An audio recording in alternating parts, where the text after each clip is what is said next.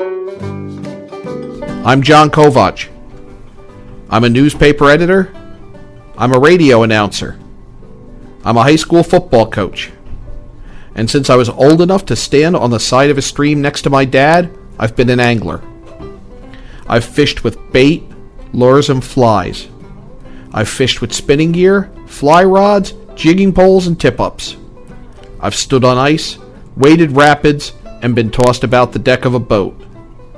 And I want you to love fishing, be it freshwater or salt, heavy flows, high seas, or cutting through a foot of ice, as much as I do, no matter what the quarry, no matter the tactics, no matter the chosen tackle. Welcome to Yankee Fisherman. Good afternoon, everybody. Thursday, March 3rd. Welcome to the start of year 3 of Yankee Fisherman here on the HAN Network, presented by the Dock Shop. Exciting day today because we have a guest who I've watched on television for years. He's entertained people for years. He really makes fishing fun, and that's the important part, is to keep it fun. And I don't think there's anybody that has more fun fishing than the Mad Fisherman, Charlie Moore. Charlie, thanks for calling in today. Yes, thank you for having me. How are you? Happy spring. Happy spring. Can't wait. Cannot wait. Now, you've been out fishing already in Florida and some of the warmer climes?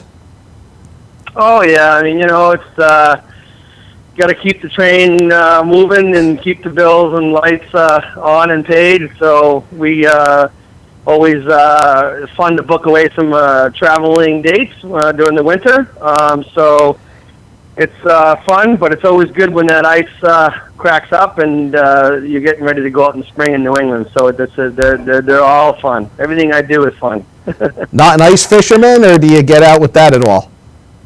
I'm not really. I have massive ADD issues. ATT, AT&T, AD&D. I got all the issues that you can, every A and every D and every T. So I can't sit still waiting for a trap to pop up. So I can't. I like to go snowmobiling and throw a couple traps out and come back. But it's something that I don't really do too much of. Now, how did you get started fishing? Well, I grew up in Boston Harbor, and was a kid. You go out and fish all the time. Well, grew up in East Boston, Quarter Deck Marina. I grew up there, and my father had a big boat there, and he bought me a Boston Whaler when I was about 12 or something like that. 8. Yeah, 8. And I used to just terrorize the harbor, fishing for stripers and bluefish and cod and flounder and everything, and just really enjoyed, the summers in New England, just running around fishing and doing all that stuff, and it really was a lot of fun. So you started saltwater and migrated to freshwater. I did. You never really freshwater fished till my father-in-law got me involved in it, just for the fun of it from shore, really. And I got away from it a little bit, like most people do when they're 18, 19. They start focusing on girls and cars and motorcycles and hanging at the beach, whatever. So it was a little bit, and then I got back into it, and I enjoy both elements of it. They're a little more complicated when it comes to TV when you're doing one or the other. So I like both, but grew up saltwater and started freshwater fishing when I was about 20. What was it that attracted you to really your focus as largemouth bass fishing? And I think, unfortunately, because I think there are too many divisions in fishing, there's like trout fishermen and there's bass fishermen, and you either latch on to one or the other. You seem to be more of a bass fisherman. What was it that took you that route? I mean, I just like the environment, the area. It was a little more, the camping lifestyle, kind of like the canoeing, and kind of, you didn't need to make a commitment going out in the ocean. Sometimes you got to go 2-3 hours out or whatever, 6 hours out, whatever it may be. And, I just, they're great lifestyles on both of them, but, the freshwater with the cabin, the lakefront, just having all the tubing and the water skiing and, having a big campfire, a cookout on the shore, just the whole environment for me personally was just a lot of family-orientated stuff, having some fun, and it just was a lot of fun. And then how do you take that the next step into what's really become a life, fishing and television, and really the evolution from, say, fishing shows to what's essentially a lifestyle show now with Charlie Moore, No Offense? It certainly started as a fishing show. It never was a fishing show, and that's a big, people just, obviously, if it's cooking, it's a cooking show. Obviously, there's that, and there's fishing, it's a fishing show. I get that, but it was always a sports themed show. It was always sport based. When I did my thing on Nesson, the very first couple of episodes was fishing, but I was getting my feet wet with more along the lines of the camera, getting acclimated to the crew and what have you. But we had guests lined up from day one. It was always a sports, interview show. I really convinced Nesson to let me do it on my boat. I mean, they hired me to be like an in-studio guy. I mean, I've always been a TV guy. I've always been an entertainer. I've always been a comedian. I've always had that knack for TV. So they said to me, hey, we want Charlie to interview these guys because of his personality. And I said, yeah, okay, that sounds great, but here's what I need to do. I need to focus on doing the interview on my boat. And did that take a lot of convincing? And that's how it started. That's how it started.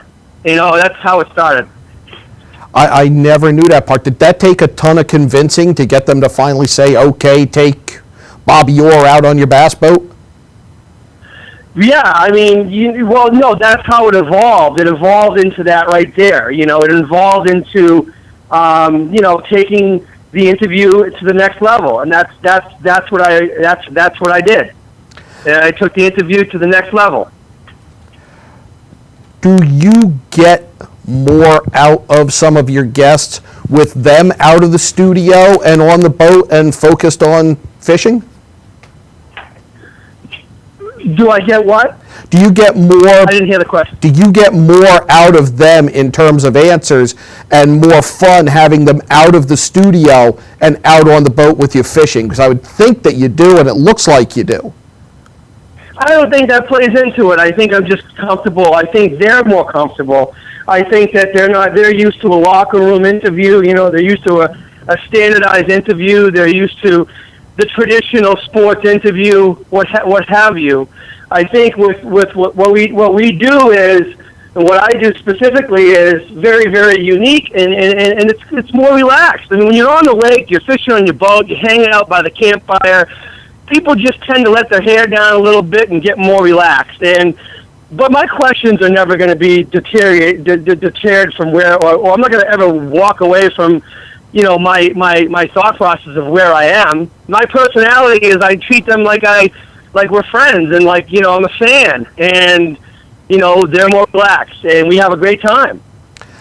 Yeah, and that really comes through, and I think it makes the show what it is, that you're out there and it's just 2 or 3 or 4 guys having a ball on a boat, spending a day fishing.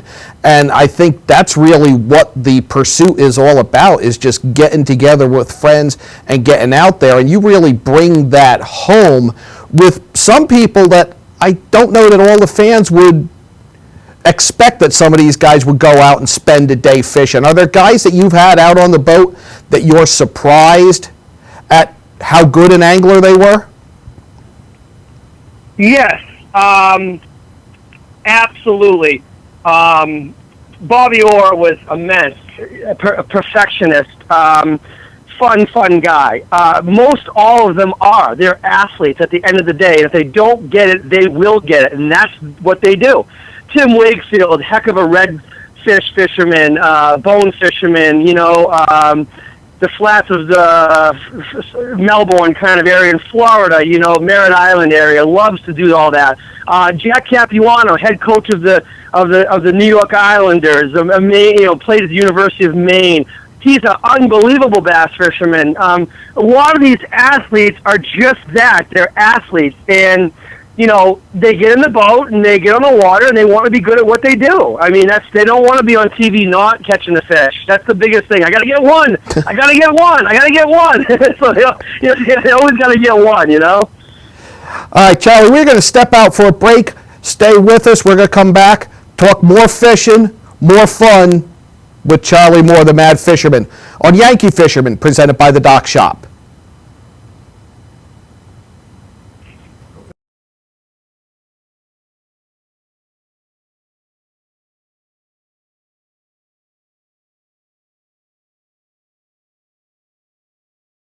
Can't wait for it to get warmer so you can start fishing again? Get over to the Dock Shop, where they have the latest in fishing tackle, marine electronics, boating supplies, and more. But remember, the Dock Shop isn't your average tackle shop. You'll also find the finest selection of nautical apparel, jewelry, home decor, and gifts in New England. Boater, beach bum, fisherman, or simply love the New England coast, this is a unique place to shop. The Dock Shop, 51 Tokenique Road, Darien, 609 Riverside Avenue, Westport, dockshop.com. When you experience a sports injury, you want to get better and fast. Coastal Ortho Express gives you direct access to orthopedic care quickly. Their physicians are fellowship trained in sports medicine at world-class universities and are also team doctors for area football teams. For specialized personal care of sports injuries, go to Coastal Ortho Express, open Monday through Saturday in the iPark Building, 761 Main Avenue in Norwalk, or coastalorthoexpress.com. Coastal Orthopedics, keeping you on the move.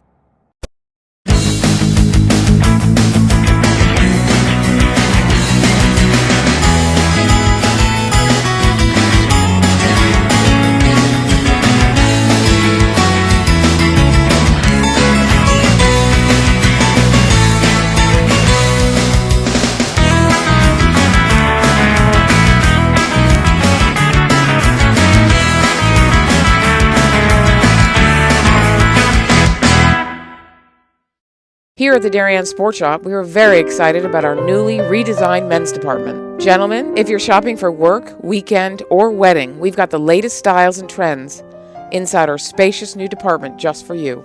We have vast selections from Peter Millar, Vineyard Vines, Johnny O, Duckhead, Barber, and so much more. And you can even walk out of the store in the new Wolverine 1,000-mile men's boot. Conveniently located with free and easy parking at 1127 Post Road, Darien, Connecticut, or shop us online at dariensport.com. Hi, I'm Rob Adams with my good friend Donald Eng, and we're the home team for Nutmeg Sports, Monday through Wednesday at 2 o'clock right here on the HAN Network. We are the place for all things Connecticut sports, so come hang out with us on Nutmeg Sports. Don? They don't call him the best color man in the game for nothing. Nutmeg Sports, 2 o'clock, Monday through Wednesday right here on the HAN Network. Welcome back to Yankee Fisherman, presented by the Dock Shop this Thursday, March 3rd.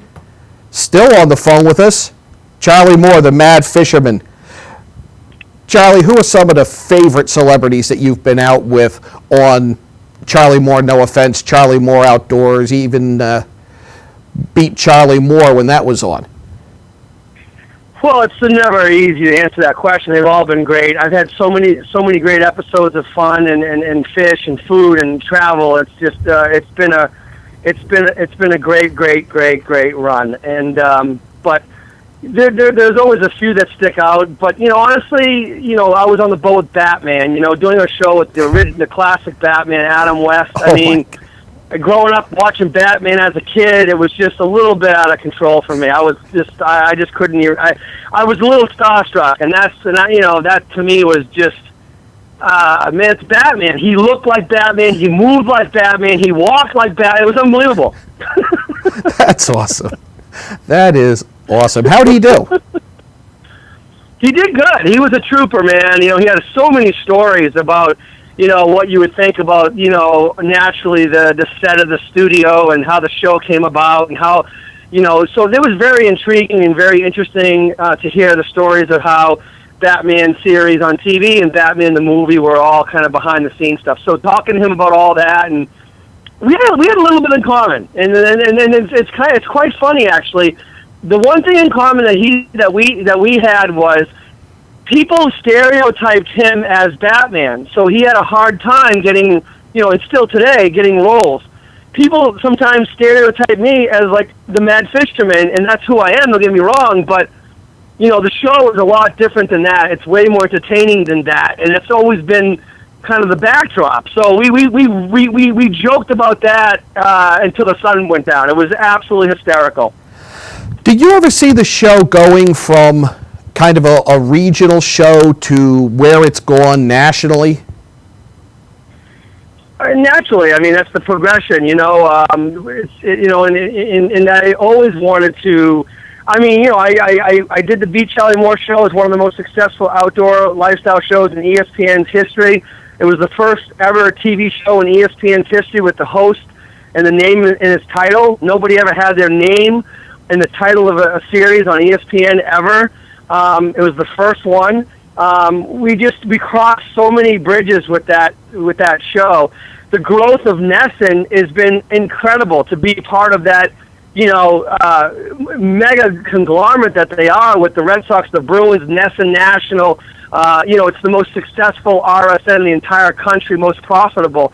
So to be involved with that juggernaut and then be involved with ESPN, and then 4 seasons into ESPN, I did a comedy night, and the president of Paramount Pictures is in the audience, and he flies me to LA the next day. Next thing you know, I'm fast tracked to my own sitcom, and I did my own sitcom, shot my own pilot called Mad Fish. Paramount Pictures bought it, Touchstone Pictures bought it, and then about a week before the first or second, essentially, episode, I told them all to go pound sand. I didn't like the deal, I didn't like the contract, didn't want to play in their little arena, and I left. And came back and finished my contract with Beat Charlie Moore and started Charlie Moore No Offense. So obviously, you want to continue to grow. I just really want people to watch the show and be entertained and laugh. Not focus on the size of the fish or the fact of I'm a professional fisherman. I'm not trying to pimp that. I'm trying to pimp the lifestyle, how fun it is, and how entertaining it can be, and how family orientated it is.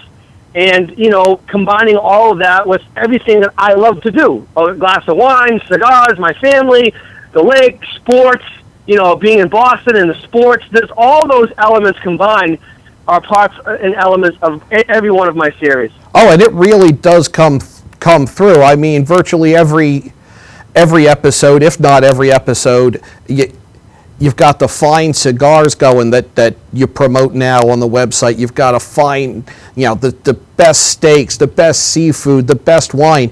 You really enjoy it both on and off the water. How has that growth gone, getting into the whole wine and foods, and you've got a line of spices, all of that stuff? I mean, you're pretty much a universal brand at this point. Well, yeah, I mean, like I said, it's just the spices and all that stuff are all spin-offs of stuff that we do on the show. It certainly is a lot of fun. But, again, the main focus is, people do fishing shows because they're professional fishermen and they want to teach you how to fish. It's not what I'm doing. I am a professional entertainer. I'm a comedian. I'm an actor. And I'm doing a fishing show because I love to fish. And I'm a Boston guy who loves sports. And I happen to be one of the best hot pockets of sports for college, for professional, in the entire country. And in Boston, people are very opinionated. They think everything they do is right, and everything that you do in Ohio is 100% wrong. So it's this massive point of view when it comes to food, sports, fishing, everything. So that really is the show. I mean, that's why we came up with Charlie Moore, No Offense. No offense, but the steak's overcooked. You know what I'm saying? So it's like, I mean, that's the whole purpose of the Boston and the New York attitude. Very, very Chicago, New York, Boston, Philly. This strong point of view, and they happen to be right. And their team is the best team when they're 0-8. That comes off. Of course, I love to fish. Of course, I love catching anything, any kind of fishing. It's so much fun. How can you not like being on a boat, throwing a line, talking to your friends? It's 85 degrees out, getting a tan. I mean, really, how do you not enjoy any of that? I mean, so that's a given. But what we have is an element of entertainment that really, until I started doing it, no one else really, brought to the table. No, nobody has, and it's so genuine. I don't know that anybody could. It would have to be another entertainer to try to do it, and it would have to be somebody with the knowledge that you have of fine cigars, of fine wine, of fine steaks, of fine seafood. I mean, you look at your website, there's cigars, there's just all kinds of stuff there. It's really living the fine life and having a good time fishing. And you show that, and you really do also hammer home the Boston thing. Yeah, I mean, I do, because that's very authentic. And again, like I said, I mean business when I get on the water and I fish, and most guys do. But again, that's not all I have. It's more than just one dimensional. Of course, I love to be competitive, and like most people are, and so there's that element of it as well. The thing about it is, it's much like a mood and a direction on how you feel that moment and that time, and I kind of go with it. So I love the element of multitudes of layers, many layers in the show. And you like the food, you like the wine, you like the travel, you like the fish, you like the bass fish, you like the you like the restaurants, you like the family element. There's a lot for everyone to enjoy. But the most important part is I hope they laugh. With me, at me, whatever, as long as they laugh. It's always with you, at least as far as I'm concerned.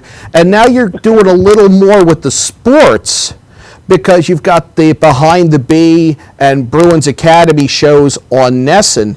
Now, how did that whole evolution come about? Because that's new.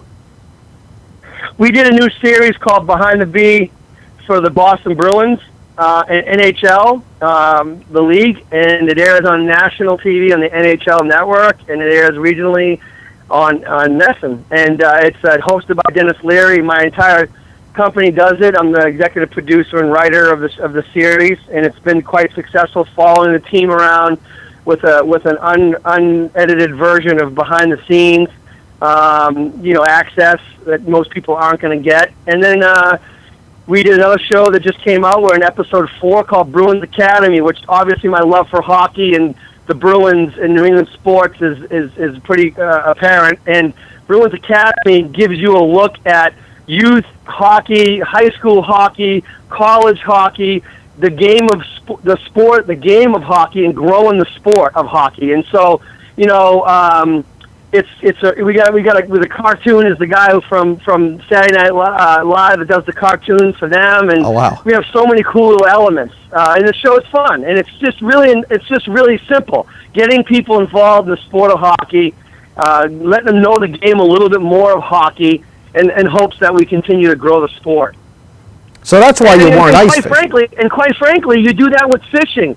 When these guys are on TV and they're so serious and they're just sitting there thinking they're doing everything right. I can't stand that. It's like a stereotype of you got to be, boring and teaching, and just you're not going to, with today's day and age of GoPros and Xbox 7000s and Nintendo 64,962 decibels, what are you talking about? The phones today the kids have, the attention span they have, it's you got to entertain them. My whole thing about entertaining people is getting people into the sport more than some old school guy from wherever who's just boring people to death about the sport of fishing. It's ridiculous.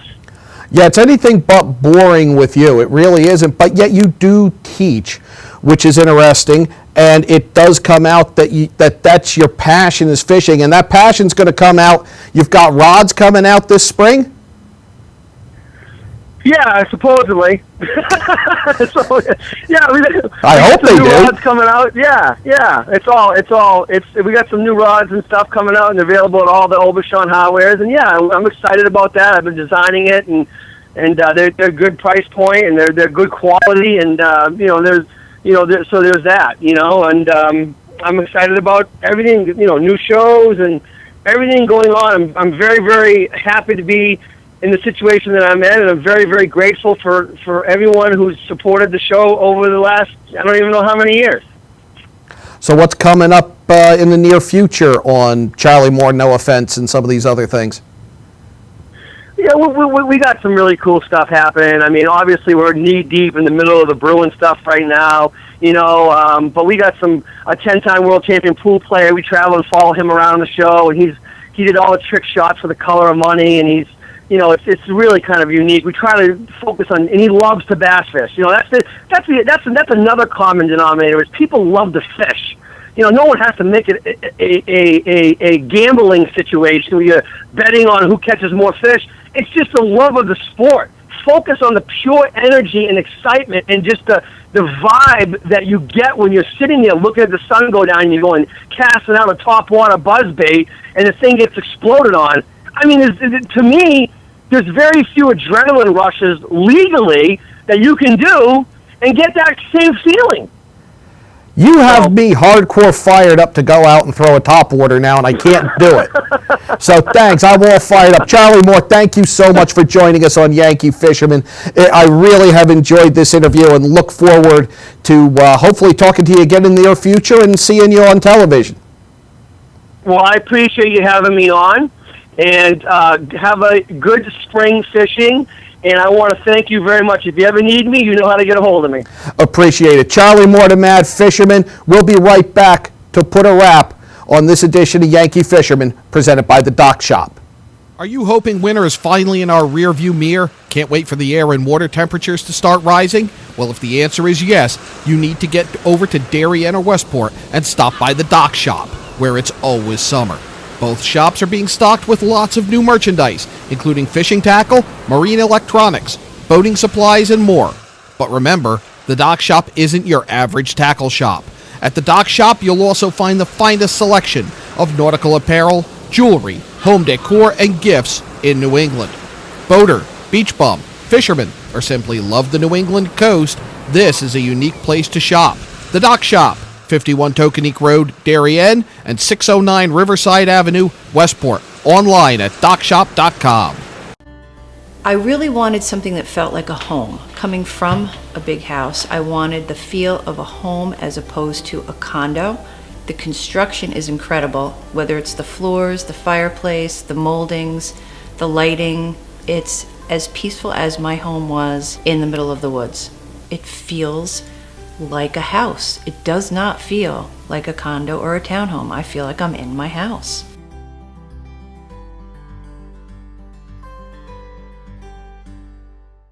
Here at the Organic Yard, we use bio-nutritional products in our lawn care programs, which reduces the need for fertilizers, nitrates, phosphates, and pesticides up to 80%, making a safer environment for your family and pets. With our organic lawn treatment, you'll receive vigorous, healthy plants with improved root development and better drought resistance. Enroll now in our 2016 Organic Yard program and get a free organic deer tick treatment. Call us today at 914-764-5491 or go to our website at millerslandscapinginc.com.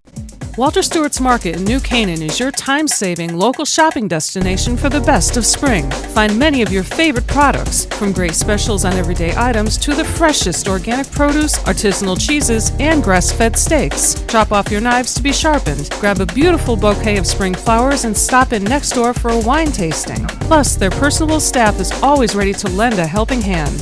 So stop in to Walter Stewart's Market, 229 Elm Street today, or shop online at stewartsmarket.com. I'm Kate Chaplinsky. Join us for Coffee Break, weekdays at 11 to get the latest Connecticut news, weather, high school sports, and more. News doesn't get any more local than on Coffee Break on the HAN Network. That was a blast. Really enjoyed having Charlie Moore join us here on Yankee Fisherman, presented by the Dock Shop. A couple events coming up this weekend. Last weekend I was down in New Jersey. We've got a number of segments to do coming off of that. One is going to likely be with the Saltwater Anglers of Bergen County. They're going to hold their fishing flea market. That's Saturday the 5th from 10 a.m. to 4 p.m. That's at the American Legion at 33 West Passaic Street in Roselle Park. Admission's $3. Kids are free. There are door prizes, free parking. The only fishing flea market in northern New Jersey. So if you're down there, that'll be a good one to stop in. If you're up here in Connecticut with us, the Housatonic Fly Fishermen's Association is holding its Fly Fishing and Tying Expo. That is also Saturday. That is 10 a.m. to 3 p.m. That is at St. Paul's Episcopal Church, 65 North Main Street in Wallingford. It's a $1 donation to get in. Directions at hffa.net. There's a saltwater tying class. There are a number of tying and casting demonstrations. Furled leader lessons, talks about the hatches on the Hoosie. Just a fun event. They've got information on their Facebook page. I plan to be swinging by that. And we've got a little somber note to end this show on, and it came as a real shock to me the other day, but if you're involved in Trout Unlimited like I am, particularly in the southwestern Connecticut area, and you hadn't encountered Ben Wood, you were going to. Because Ben was one of those young men who you can tell is going to make a difference, and he's going to be something special. And unfortunately, we lost Ben over the weekend at far too young an age. He had been doing river restoration projects really since last May. He had a job lined up with the Idaho Department of Fish and Game after he graduated from Fairfield U this spring, and it's just awful, and it's a huge loss. There's going to be a celebration of Ben's life. That's Friday, March 4th at 3 at Norotan Presbyterian Church in Darien. And what's been done in his memory is a fund is being set up to help pay for future internships and river restoration projects. And that's with the Mayanas chapter of Trout Unlimited. You can make donations online at mayanistu.org, or you can send checks payable to the Mayanas chapter of Trout Unlimited with Bennett Wood Stewardship Fund in the memo line, and you can send that to Mayanas Trout Unlimited. That's P.O. Box 475, Wilton, Connecticut, 06897. He was you knew when he was in the room, and you knew he was going to make an impact, and he talked to a lot of high-ranking officials, and he got a lot done, and it's a tough one. I know some people who knew him a lot better than I did. I ran into him at a couple of meetings and conferences and fishing outings. And my heart goes out to those who were really tight and mentored somebody who made a difference in conservation and fishing while he was here, and he will continue to make a difference even though he's no longer with us. And just a side point here, Ben had requested last year to be an organ donor. This is from his obituary, which you can read at DarienTimes.com. And according to that obituary from the parents, Ben's generosity has saved the lives of 5 people already. 4 of them are children. So he continues to give and support this fund in his memory so Ben can continue to give. Tight lines, Ben.